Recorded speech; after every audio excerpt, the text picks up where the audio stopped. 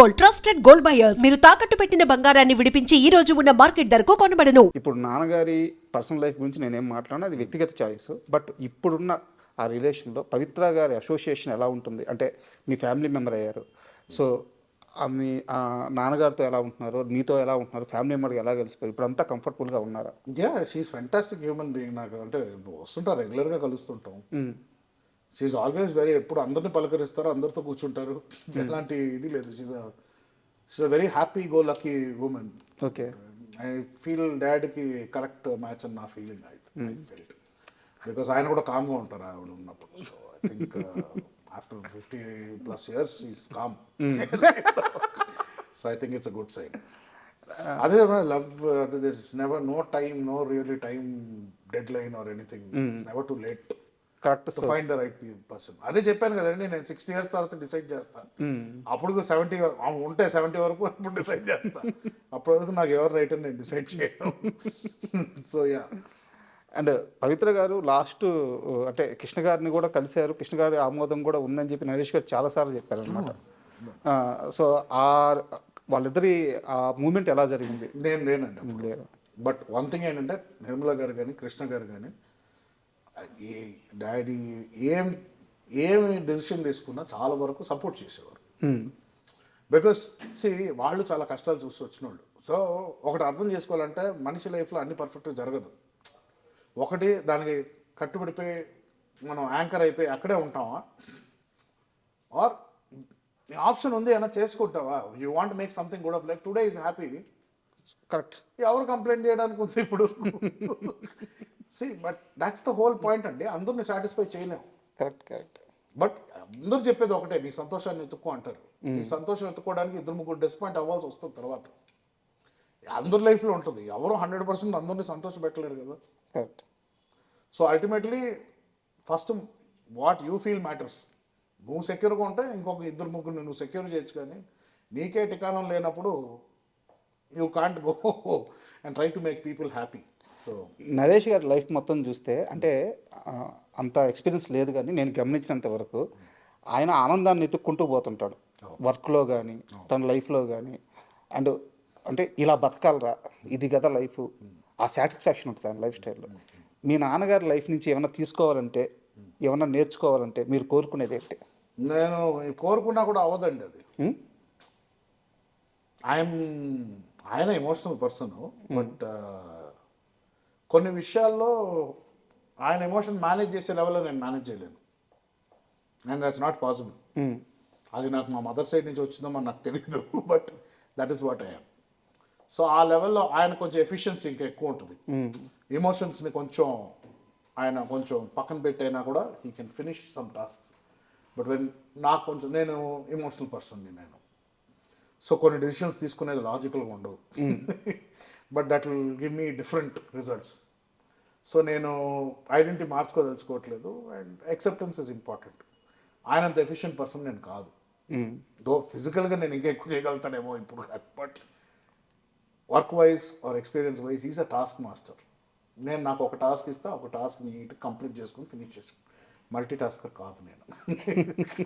So అలాంటి ఒక dynamic differences ఉన్నాయి. సో నేను అది అనుకోవడం కానీ అది పాసిబుల్ కాదు.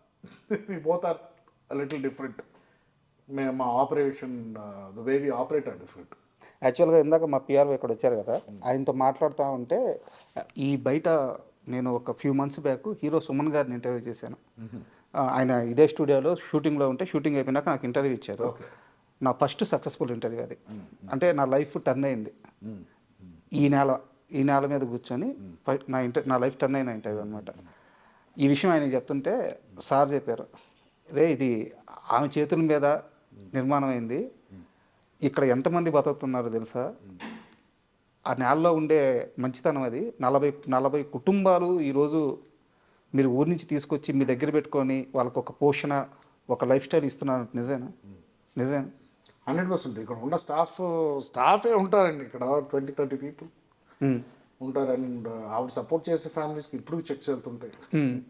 సో ఆవిడ ఇచ్చిన మాట ఎప్పుడు తప్పలేదు. అండ్ ప్లస్ అదే కదా, సెల్ఫ్ ప్రమోషన్ ఉండదు. ఆవిడది ఎక్కువ ఉండదు. అదే నాకు అర్థం కాదు ఇది మంచి ఏంటంటే పని. ఇలాంటి అర్థం- విషయాలు అర్థం బయటికి కాదు, ఎందుకు అదే రావాలి? అర్థం చేసుకోవాలంటాను నేను. మనం ఇది మన మంచి అంటే మనకి లోపల హ్యాపీనెస్ ఇస్తుందంటే అది చాలు. ఉమ్. ఇప్పుడు ఎంతమందికి హెల్ప్ చేసాం అనేది ఎందుకు చెప్పుకోవాలి బయటికి?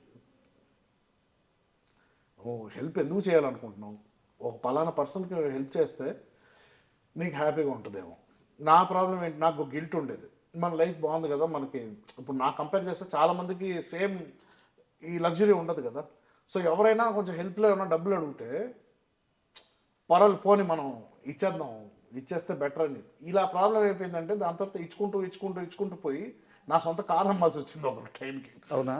సో ఆ రోజు బుద్ధి వచ్చి మానుకున్నా, ఓకే ఒక లెవెల్కి ఇవ్వచ్చు, నేను అంబానీని కాదు ఇది కాదు 1000 పీపుల్కి హెల్ప్ చేయడానికి. So I have my limitations.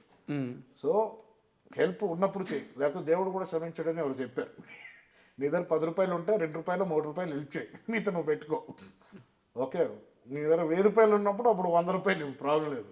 కానీ నీ దగ్గర 10 ఉండి నువ్వు 100 ఇవ్వాలని ట్రై చేస్తున్నప్పుడు నీ దేవుడు కూడా హెల్ప్ చేయడు నీకు అని పంతులు ఎవరో చెప్పారు. చూడండి, అది నీ ప్రాబ్లం ఉందన్నారు. సో ఆ గిల్ట్ వల్ల నేను చాలా మిస్టేక్స్ చేశానండి.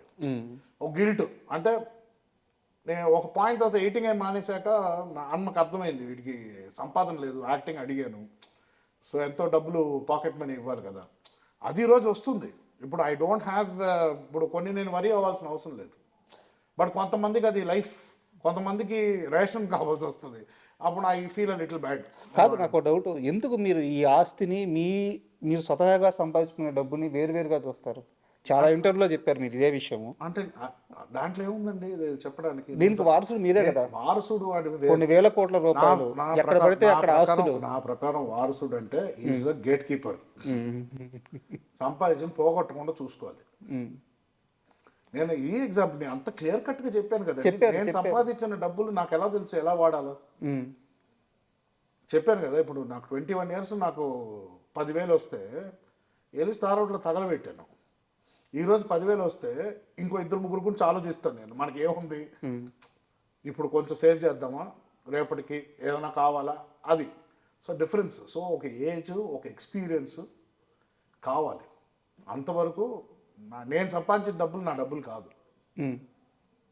ఇప్పుడు నాన్న నాకు ఇచ్చే పాకెట్ మనీ నాకు ఎంత బాధాకరంగా ఉంటుందంటే చూడు, ఆ గిల్ట్కే కొంచెం చారిటీలు ఎక్కువ అయిపోయింది మధ్యలో. దీంతో వాడుకున్నారు చాలా మంది. ఎలా సార్ పాకెట్ మనీ అంటే, ఆ రోజు నా మాట ప్రకారం యాక్టర్గా వెళ్ళాడు కాబట్టి వీడికి ఒక మెయింటెనెన్స్ చేయాలి, ఇవన్నీ చేయాలి కదా. బట్ ఏ నెలకి ఆ నెలకి ఇవ్వడం కాకుండా దానికి ఒక ప్రాసెస్ నెలకి ఇంత అమౌంట్ వచ్చేటట్టు సెట్ చేశారు. అంతే. చాలా దూరం వెళ్ళి ఆలోచించారు.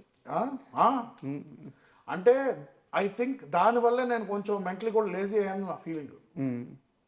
కోవిడ్ తర్వాత చాలా ఎఫెక్ట్ అయ్యాను అఫ్కోర్స్ లాస్ట్ తర్వాత. బట్ అదే నాకు రేపు మాపు నాకు ఫుడ్ ఉండదు అని ఆలోచిస్తే అంత టైం ఉండేది కాదు నాకు ప్రాసెస్ చేయడానికి. ఐ షుడ్ హ్యావ్ వెంటనే వెళ్ళి ఇంకో ఎడిటింగ్ ఏదో ఒకటి తీసుకొని ఏదో ఒకటి స్టార్ట్ చేసేవాడు.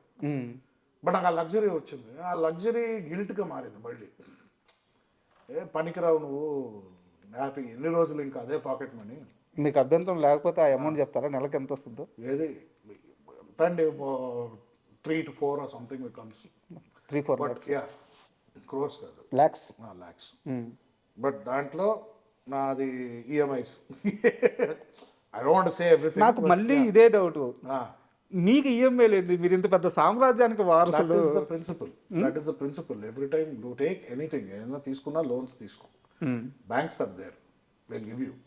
ట్యాక్స్ కరెక్ట్గా, సిబిల్ బాగుంటుంది, రేపు ఒక ప్రాసెస్ అంటూ బాగుంటుంది. ఫైనాన్షియల్ ప్రాసెస్ అనేది ఉండాలి. So don't step outside the system. మీ కొంచెం గ్రౌండెడ్ ఉంటే రేపు మనకి వెన్ మనకి రేపు మాపో we need help from the banks.